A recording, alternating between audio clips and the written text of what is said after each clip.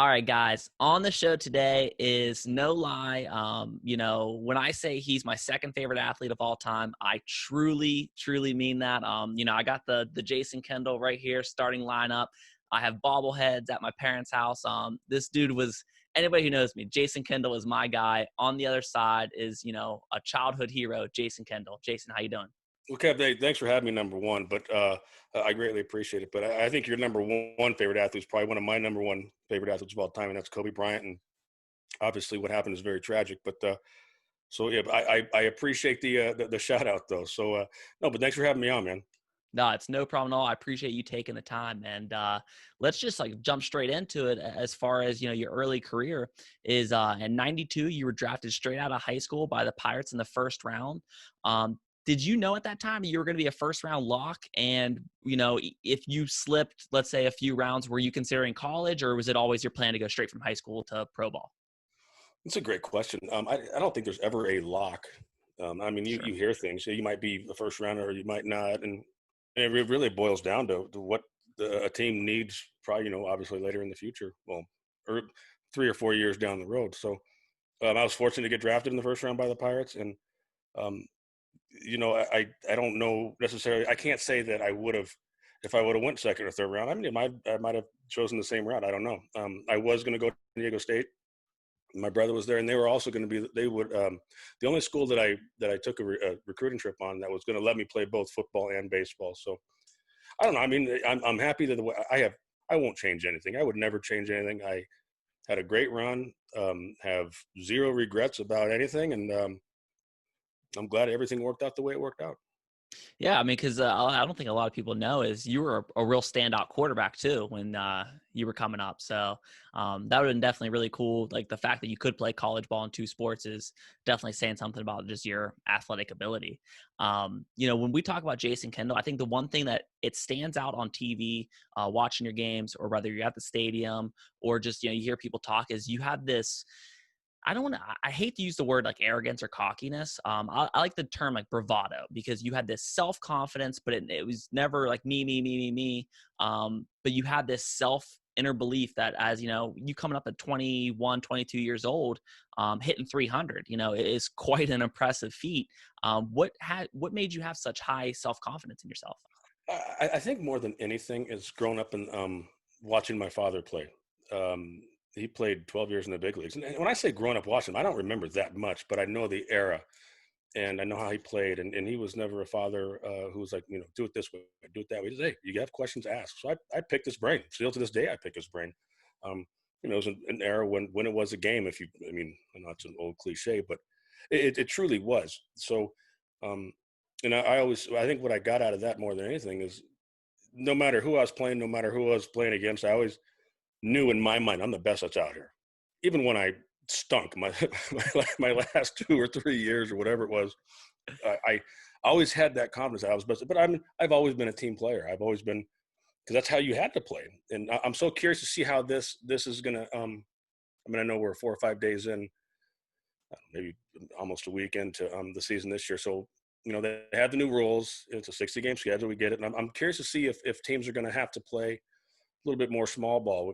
Obviously with the runner on second in the 10th inning, our guys going to get him over. I mean, obviously it depends on where you're at in the lineup and who you have on the bench, et cetera, et cetera. But it'll be interesting to see if the teams will get back to certain things. But if you look back at the last 10, 15, excluding the Astros, the World Series champions, they've done the little things. They're Mhm. players that did what they're capable of doing. And that's another thing that I always knew what I was capable of. I knew I wasn't going to hit the ball out of the ballpark. I knew my job was to get on base and get guys over. And even early on when I did have a little bit of pop or gap to gap pop at Three Rivers, uh, I still knew what my job was. And Sure. I think that's one thing that people have to do now. And the teams that win the World Series, they do what they're capable of doing. Everybody on the field, and I think if you do that, then you're going to have success. No, and I completely agree with you. And I think that's an important thing, just as, an athlete, whether you're at the high school level or professional level, is knowing exactly who you are and what you're capable of and living within that house is extremely important, just to be a realist. in your first 3 seasons, you made 2 All-Star teams. And one of the coolest things is SI wrote this really cool article about you, how you were redefining the position. And when you really think about defining the position, baseball is such an old sport. We're talking mid like 1800s, right? And when somebody comes out and writes an article about you're redefining a position, it says a lot about what you're doing and how you're doing it differently. What was that like for you? What did that mean for you to have someone say you're redefining the catcher position? Well, I mean, I appreciate that, and I vaguely remember the article, but I wouldn't say it was me. I think there's a lot of, I think when people think of a catcher, they think of Engelberg, the guy, the guy with the Snickers hanging out of the back pocket and Bad News Bears. Sure.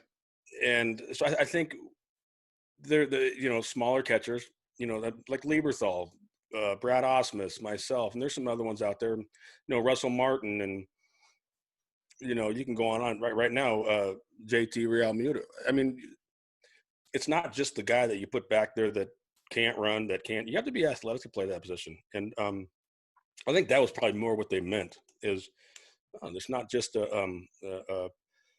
they can do a little bit more. They're not, instead of just catch and throw the ball back to the pitcher and, hit home run. So I think that's probably what they meant, to be honest with you. But no, it definitely changed a lot when in my era. I hate saying era because it makes me outtake myself. But and they're smaller, more athletic catchers, and it's neat to see that. I mean, I've been the same weight and height even now that I was when I first broke into the big leagues. And most of the guys are 6'4". What you remember or what you think of the catching position, and there's some big guys out there, but 6'3", 220 or whatever. You don't have to be that big and that that I don't say non-flexible, but that big guy is just a backstop. I mean, you have to be athletic nowadays. That goes for every position, but definitely the catching position. And I just think like generally when we talk about redefining the position, as I think you broke the stereotype of when you think a catcher, I think you do hit some of those stereotypes, but the fact that, you have the record for most stolen bags as a catcher, in a season, and we'll get into that a little bit later. But I just think you did a lot of things that I think at that time people weren't aware that the catcher position could really be. At that same time, you talk about a Pudge Rodriguez, a Mike Piazza. Those guys were doing it the prototypical way, and I think you were a top of a lineup guy. You were a leadoff, a number 2 hole hitter, and it was just a little bit different. And I just think it was really cool to see somebody just go their own path instead of the beaten path. So it was definitely really cool to see, which kind of brings me to. It has to be the worst part of your career, probably one of the worst moments in your life. July 4th, 99, you break your ankle, man. And there's no like real video of it. Not that I really want to see it, but you hear people that were there down that first base line because you're trying to beat out a bunt. They could hear it. It had to be a horrible moment. How do you feel like that affected your career? And kind of tell me a little bit about the recovery process. Well, the recovery process was I mean, it stunk, but still to this day, I think I was safe. I can't remember who the umpire was, but I still to this day think I was safe. But it was just one of those freak accidents. I mean, if I remember right, it was a 0-0 ball game, and maybe the 5th or 6th inning, and I saw the third baseman playing back and dropped down a bunt, which is funny. I didn't bunt that much, but because of the ankle injury, everybody thought I bunted. So I had so many hits in between that and that 6 hole between third and short because everybody played me in because all they remember was me hitting he did it on a bunt. So, well, it stunk because I was having probably my best year at that time, but I mean, and we were right there, but it's one of those freak things that happened. And the injury that really messed me up was my hand injury in 2001, I believe, was when PNC Park opened up. That's where I lost my gap to gap power, and I had to kind of change my swing around and not hit. I mean, every time I would make contact with the ball, I felt like a steak knife was going in my thumb or my hands. But now it's for the rest of my career. And bottom line is they botched the surgery. And, once again, it is what it is. I can't take that back. I could have had surgery the second that it happened, and it happened in April, early on, to start the season. And I continue to play because I felt that I could do something to help the team out. And, if I would have had surgery instantly, I'd have been out maybe, I don't know, 3-4 months, but I chose not to have the surgery. And, once again, it is what it is. But the ankle injury, the rehab process and everything, it was a pain in the butt. And, I was very fortunate that day that who was on call, and I will never to this day forget his name. It was Dr. Mark Langens, and he was a knee ankle specialist. And I didn't break the ankle; I dislocated it and tore every ligament, pretty much from Achilles to Achilles. And I think they say that, I always make a joke of this because I guess there's like a nickel-sized piece of cartilage that popped out, and I always ask, well, where is it? It was probably in the Zamboni that was cleaning the turf afterwards somewhere, hanging out in there. But no, it was. But Dr. Martin Lang was on that. But I will say this: I remember going through the tunnel, them popping me through my uniform on with the little morphine thing, and then they snapped it back inside the locker room. And I swear to you, Kevin, and I'm not making this up, I swear that the ambulance hit every pothole in Pittsburgh going to the hospital. Because, I mean, it was like, boom. And every time it was boom, boom, just a throbbing pain. But you know what? It was something that happened. It happened. And honestly, the next year when I in spring training, hit a ground ball to somewhere and, busted it down the line and hit first base for the first time, it was fine. That's interesting, because I was wondering if it had any kind of, lingering issues, and there's not really a harder position to play as far as wear and tear on your body in baseball as a catcher. You know what I mean? You're constantly down in that crouch. I definitely might have lost a step, but I think base running wise, I still knew how to steal bases. Sure. So I would take that step just by knowing, when to go, what the pitcher's tendencies are. It might be a breaking ball. So, but I lost a step. I mean, absolutely. I mean, but it happened.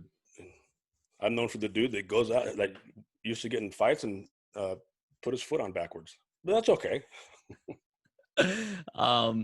So, and like the crazy thing is, like, again, to go back to, you were different. Like, you were just cut from a different cloth. I truly believe is after the injury, okay, you still nearly caught every game. No matter what, we talk about 8 times in your 15-year career, you led the league in games caught behind the plate. And if 13 out of 15 years, you're in the top 5 of games caught. You just don't see that, guys. It's so common now, and it's not even like you think about it. If you play a Saturday night game, the Sunday day game, the starting catcher does not play. You have the backup come in. Not Jason Kendall. Jason Kendall was going to catch, every game until the manager drug him out of the game. And, that's just, I think that goes back to what I loved about you. Even though you're a Cali guy, you had this Pittsburgh kind of mindset where you didn't wear batting gloves, you didn't wear knee savers, and you were just like, you had the 5 o'clock shadow. Like, you were just this like man's man down out there on the diamond. And I just think that speaks volumes about what you were going to do for the team. You talked about getting injured, and you're like, I feel like I can still help the team, instead of trying to, protect my legacy and try to protect myself and get that next contract. You were like, hey, I think I can help. I'm going to play through it. And I think that speaks a lot about, what you are as a player. No, thank you very much. And I do believe I was definitely drafted by the right team. And, Pittsburgh is a blue collar town. And listen, you win there, it's probably the greatest party in the world. If you lose there, not so much. And, fortunately or unfortunately, we didn't when I was there. Yeah. But you know what? I enjoyed every second I was there. And, it's a tough city. In order, people always say, oh, it's tough to play in New York and Boston. No, if you can play in Pittsburgh or Philly, you can play anywhere. And I truly believe that. So I think we kind of just meshed. And, once you start making money, if you don't produce, yeah, trust me, I'm booing myself if I didn't produce. way, way, way before the fans are. But I wish I could have brought a championship back to that. Because listen, at the end of the day, I'm always going to be a Pirate. That's my first team. That's the team that took a chance on me, and that's where it'll always be my home. I mean, when everybody asks me that, so I loved my 9 years there. Wish we could have won a little more, but playing every day, that's nowadays, and it's listen. I'll be the first one to tell you, the money that people are making in this game is ridiculous. It was ridiculous. I'm not dumb. I'm not. I'm not. I might be stupid, but I'm not dumb. I'm going to say yes. Yeah. Okay. Yeah. I'll sign the contract. Um, but that's what it is. And nowadays, especially now in 2020, is guys get a slight little twinge in their hamstring. They're out for 3 days. No, get your ass out there and play. And there's always something that I could, and I'll give you kind of a little bit of a little story that I heard. So maybe I was in Milwaukee playing for the Brewers, and we were tied for the wild card. We had like a week or two left. This was in 2008, and Ryan Braun was one of our, it was Prince Fielder, Ryan Braun. Those were our guys. Sure. And we're in the hot tub getting ready for the game or whatever, and Bronny goes, yeah, I'm not, my hamstring's a little tight. And Prince and I both instantly, no, you're playing. I don't care. Because you know what? If you're only 50%, your presence brings something as well. And so we're like, no, you're playing. This is probably about 2 hours for the game. He ends up going out, hit a home run with it. But the cool part about the story is last year, I heard it somewhere, or you know what? I think me and Craig Counts were talking, and he goes, you know what? That Ryan Braun did the same thing to one of their players. So I mean, you learn, and he said, hey, no, you're playing today, and that guy went out. I can't remember who it was, but so you learn from those things, and obviously Bronny knew something from that and learned it. And was it because Prince and I both grew up in the game with father? I don't know. Sure. But at the same time, we needed Ryan Braun to be out there, even if he was 50%, because he's better than anybody else we had on the team, and just his presence alone. So, but nowadays, you see guys that have just like a little twinge. Oh, yeah, I need to take a day off. No, get your ass out there and play. Sure. Your team's No. expecting you to and needs you to. I mean, the only guy that I think really behind the plate since, let's say 2000 that really stands out to me as far as an Iron Man like you would be like a Yadier Molina. He's a dude who will take, block a pitch, comes up, hits his throwing hand. He's just like shakes it off. All right, next. You're right. There's not a lot of guys like that anymore, man. Which is just really cool. It was. Well, JT, the Phillies, you're right. He's there. He wants to play every day, and he's a good one too.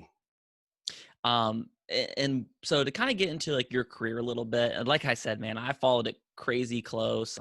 Like you can ask my brother, I'm on the ESPN every night following, when you're out in Oakland, the game's like, okay, oh man, Kendall lined out to right, it was those kinds of things. But when we talk about what you did at the catcher position, you're 4th all-time in hits, you're 9th all-time in runs, you're 6th in stolen bases. And let me put that in perspective for everybody. The 5 people in front of you, the youngest one played his first season in 1897. So to me, you're the greatest base stealer of all time at the catcher position. You stole the most bases in a season. You're 5th all time in hit by pitches. It bothers me personally that I think people overlook your career as a catcher, because I think catchers are graded differently than the other 8 positions out there, right? It's just a lot more wear and tear on your body. And as a catcher, use Yadier Molina again. He was pretty bad at the plate the first half of his career. He wasn't good. He was a defensive gem. He figured out how to hit later, but that was okay because people were like, if you're defensively sound at catcher, you're okay. So catchers are kind of graded a little bit differently than everybody. But it bothers me that people overlook your career. Does it bother you at all, or are you just kind of like, it is what it is? It is what it is. I was a different type of catcher, and it's the power numbers. I didn't hit many home runs. I could have tried to lift and separate and hit some more home runs, but that wasn't who I was. And so take it for what it's worth. I mean, I don't know how I could honestly, and this is one thing I'm not big on what people think about me. I know what I did. I know I played the game hard. I gave everything I had every night, and it's the power numbers, I guess. But what can you do? I mean, you can't do anything about it. And I don't spend time looking at it. I'm just trying to figure out how to raise kids, which is an unbelievable job in its own. But no, um, so no, I mean, I was just different. I was different, and when you look at that position, you don't think of somebody like myself being back there because the power numbers were not there. I mean, pretty much that's the only thing I can think of. But no, I mean, I don't. It doesn't bother me. I know what I did, and I know that I played as hard as I could, as long as I could, and if I could throw a baseball, I'd like to think that I'd still be backing up somewhere, catching 10 games a year.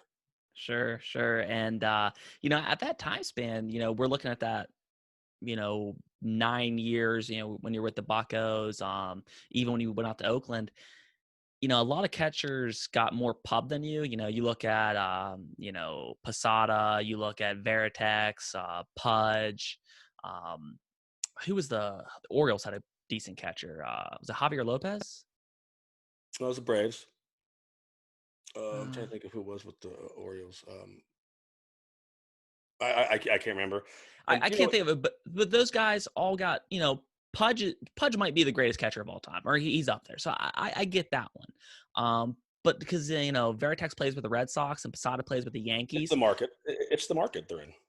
and it's tough, man, because you looked at when you signed your, what was it, 6 year, $60 million contract. The Pirates payroll was like $35 million at that time. You know what I mean? Like, it's so as a Pittsburgh guy, like, dude, like my family and friends would just kill me because every year Pirate season started, I'm like, this is the year, man.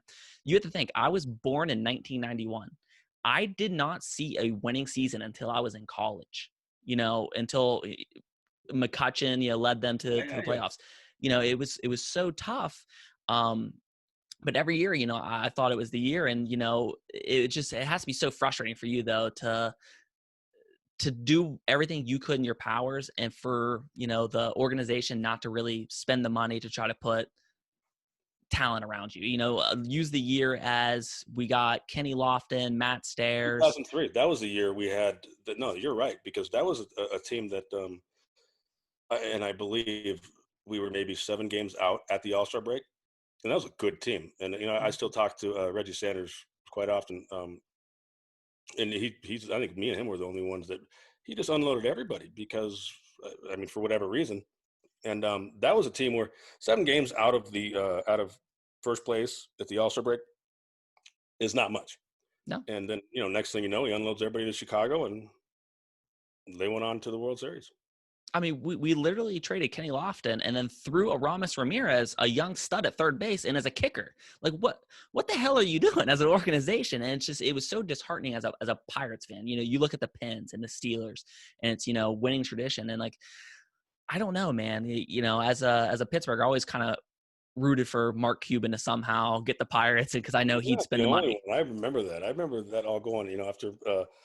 But no, it's and I don't. The Cubs didn't go to the World Series, but they went into the playoffs, I believe. And that was either Marlins one, I think. I can't remember, but no, and that happens. That's part of it, and you can't do anything about it but just go out there and play every day because you don't have control. And I spent 9 years in the front office with the Kansas City Royals, and I didn't know what was going on in the front office when I played. I knew who the owner was, I knew who the GM was. I went out and played baseball. Sure. So I did learn an awful lot about being in the front office because I was up in, I'd go down and help with the scouting reports and with Sal Perez, et cetera. And then I'd go up, hit some fungos, whatever, and just kind of talk to guys about, little things here and there. And then I go up in the box with the general manager and watch, and I learned an awful lot. I mean, to the point to where, okay, I get it now. But as a player, I didn't really communicate with any of them. I was worried about playing, and so I guess learning both sides, seeing both sides of it now is a lot different, and it's just the market you're in. I mean, some are going to spend, some are not. I mean, and that's the bottom line. And you can go back if you have a good team and you're doing what you're capable of doing. You can go back and look at the 97 Pirates team when it was on. It was a $9 million payroll. We were, in a pennant race going into September, that's what you can ask for, is being in a pennant race in September. And so I totally just went off on a different question, and I apologize. But No, you're okay. you No, must have said something that triggered the front office players and everything that got me going on that. Because I mean, it is interesting from like a player's perspective. Because like I get it, man. The owner owns this; it's a business to them. But as a player, it's a life, it's a career, it's your family. So it's really tricky. And then as a fan, you're kind of caught in the middle where you're rooting for the players, but you're also rooting for the organization, and it's just a weird thing. And the last questions, specifically about your career, until we get to some random questions, is what was your thoughts when the Pirates traded you? Well, I had a no trade clause at the time. I will say that. So I was the one that made the final decision, and I knew the direction that they were going in, and I wanted to win. And I honestly think that if I wouldn't have snapped my ankle, I would have said no. But no, I mean, listen, everybody's young, thinks that they're Superman and thinks that they're invincible. But when I did snap my ankle, whoa, whoa, whoa. I mean, that's one thing that my ankle did do to me is like, hey, this ain't going to last forever. Sure. I mean, when you're 21, 22, 23, and you're at that level and you're playing and you're hitting 300 and you're invincible. But that kind of, it definitely in my mind made me take a step back. And I knew the A's were good. I knew that they were going to be in the postseason. And that's one thing that I've always wanted to do, be in the postseason. Unfortunately, I never made it to the World Series, but that 2006 made it to the postseason with the Oakland A's, and that was more of a reason why I did that. And I accepted it is because I know that any time something freak can happen, because it happened to me, and I guess fortunately I was young enough to be able to bounce back when I did do my ankle. So that's one of the reasons. But I also knew the what direction that. And listen, Dave Littlefield and I didn't see eye to eye either. But I wanted to win. Sure, man. I get that as a player, man. It has to be brutal if you're making all-star teams, you're batting, 320, and yet you win 60 games. That has to just be demoralizing. So to kind of get into some random questions is, who is like some of your best friends that you ever played with? Oh man, jeez. Let's see here. Pittsburgh, Kevin Young, Brian Giles, Mike Williams, and I'm just trying to go. Mark Kotze, Oakland, Eric Chavez, Prince Fielder. Trying to think where I played. I mean, listen, I had good teammates. I could sit here and say I didn't hang out with everybody after the field or off the field, but at the same time, in order to play every day, you can't be doing stuff, on the road and going out late. So, listen, I had some good teammates. I just named a couple off, but I can honestly say that all of my teammates, uh, whether they liked me or they didn't like me playing in between the lines, they respected it, and I respected them, and it was a family when you step in between the lines. I like that. And here's a question that like you kind of hear some stuff, and I always wonder is, what is a baseball locker room like? You guys play 162 games. You guys are on stretches where you're playing, what feels like months at a time, right? Do you have any like funny stories about like, I'm sure there's a lot of shenanigans, I should say, at in the locker room. Is there any funny stories that stand out to you? I mean, off the top of my head, I'd have to think and get back to you. Maybe this will be the next time we come on. I'll write some stuff down. Because dude, you're awesome. I'll come on whenever you need me. Um, Awesome. but I mean, you're with them, and everybody's heard this. Then you are your own family. You're with them more. I mean, everybody Sure. says 6 months, but I mean, they're forgetting the month and a half of spring training as well. So you get it's like a family. You get in your little altercations. Guys messing with it, guys, and this and that, and um, what you're getting. What's the 8 months you're going to be with these guys. So yeah, there's a lot of goofing around. There's also a lot of serious stuff going on, and there's also a lot of hey, this is not the way we're going to do it type things, and there is a lot of things that go on that never get to the media, and for obvious reasons. But it's just one of those things now. And but I mean, it's a roller coaster ride. Now, listen, when you're winning, um, you just you want to go to the ballpark early. You want to get there, get ready to go and beat the crap out of somebody. When you're losing, obviously a little bit more difficult. Oh, I bet. If you had to say one specific player, who's the best player you ever played against? Barry Bonds. 1,000% Bonds. without a doubt. He was like playing wiffle ball. We were big leaguers. He was like, I mean, he was that good. I mean, and the fact that he's not in the Hall of Fame is steroids, no steroids, whatever. I mean, there's guys in the Hall of Fame there, that took steroids and whatever. I don't know, but he was just a different, and he was just different.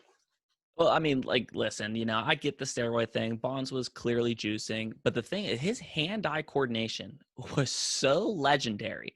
I mean, literally, there was stretches of like years where if you threw it in the strike zone, it was going in the to the fans. It was going out of the park.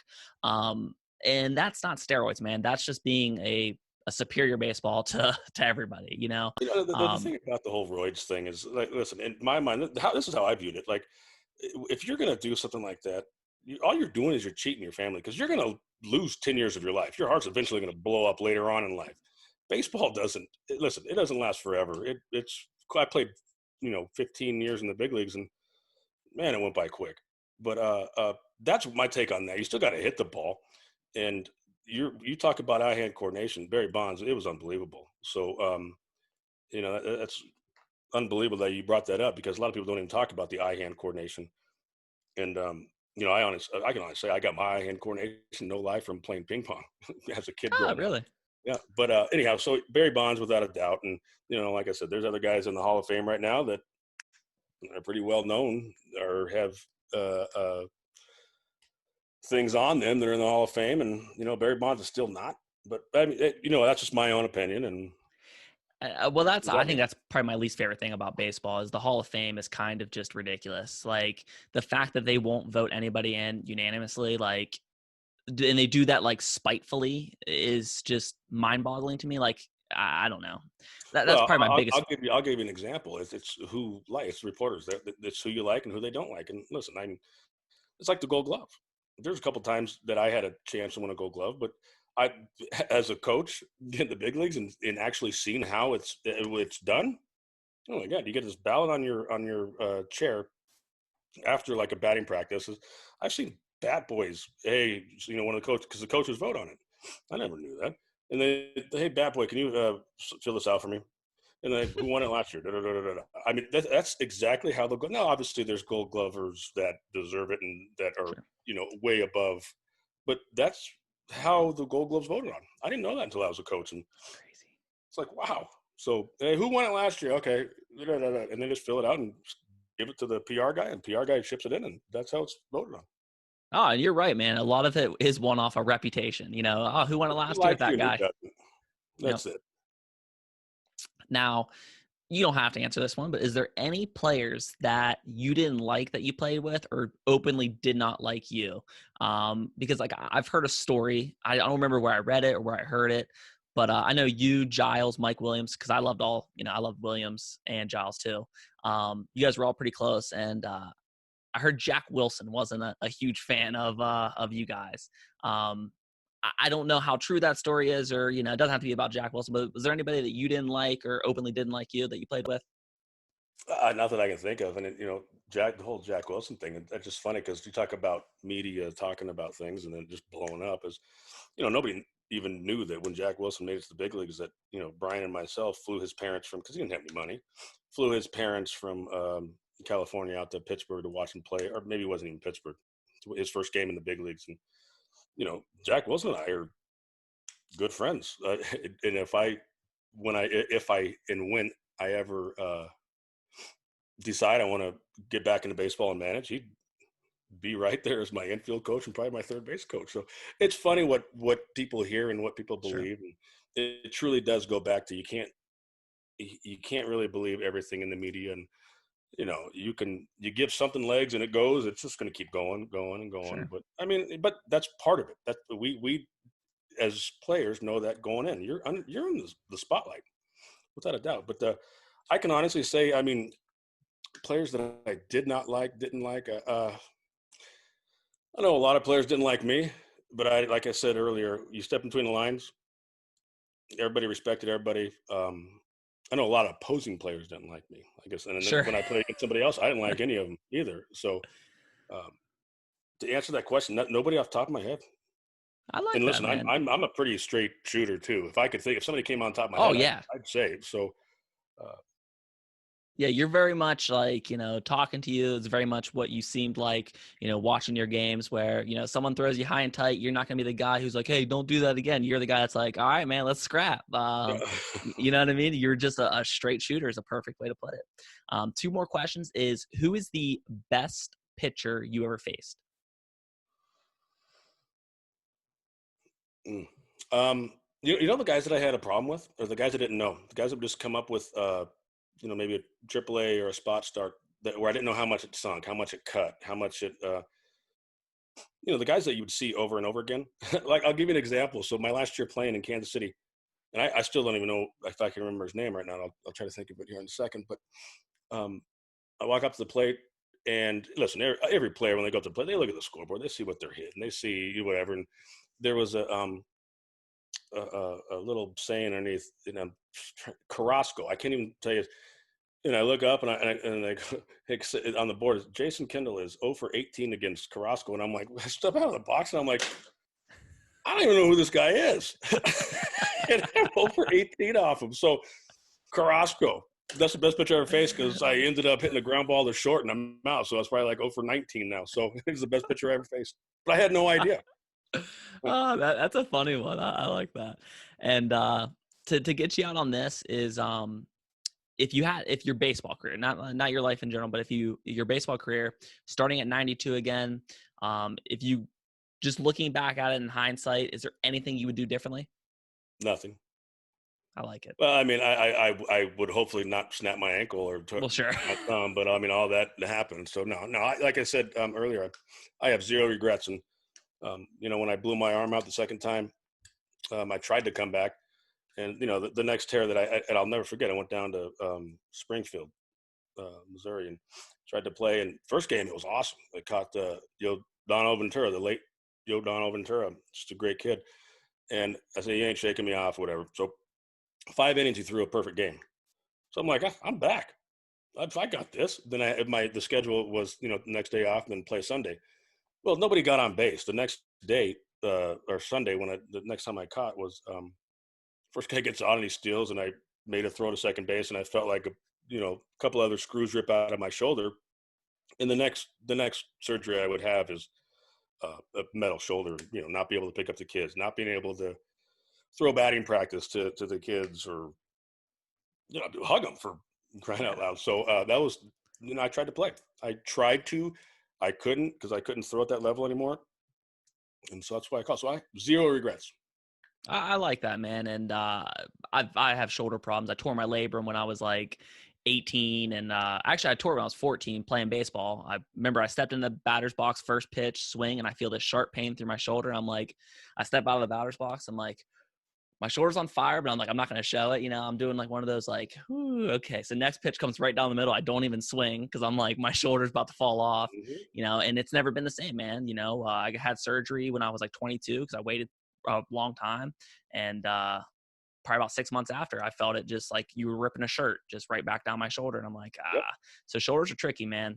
Best thing you 'Cause said right there is that burning feeling. And that burning feeling is something that's wrong, because that's exactly what happened. And I'll never forget. And kind of ironic now that you say it. I never even thought about this. Is how I did it was I was already kind of mashed potatoes, but I slid in to second base, stealing a base, and I felt it rip. And the next day, my son's little league team were coming up to. I had a suite at the stadium in Kaufman, and come up to watch. And I remember at about 3 a.m, I walk up to get a Gatorade out of the refrigerator, and I couldn't grab it. And I'm like, so I went to we had a day game, went to the ballpark early, and told our trainers, "You better do some training," because I literally played the next, and I actually threw great runner, because the only ligament that I had left was the one that releases the ball. Like I would have to catch the ball and put my hand in my glove to pick it up to throw, and but it slowed my footwork down. So I was throwing lollipops, but I got the ball out quick because my feet were with my whole body. But I played 3 months like that, and finally, I literally could barely throw the ball back to the pitcher. And you've been doing this for a while, and it's gone. So very similar to my thumb. I was dumb and not smart when it happened, but zero regrets still. I like it, man. And live by the sword, die by the sword. You know what I mean? Yep. I think that's a lot of your career, and I love it, man. Thank you so much for coming on. Like I said, huge fan.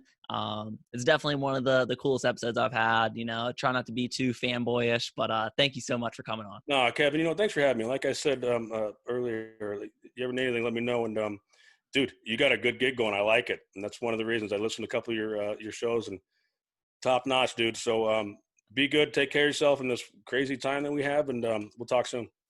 Thank you, guys. Hey, guys, if you like the episode, click like and subscribe. Until next time.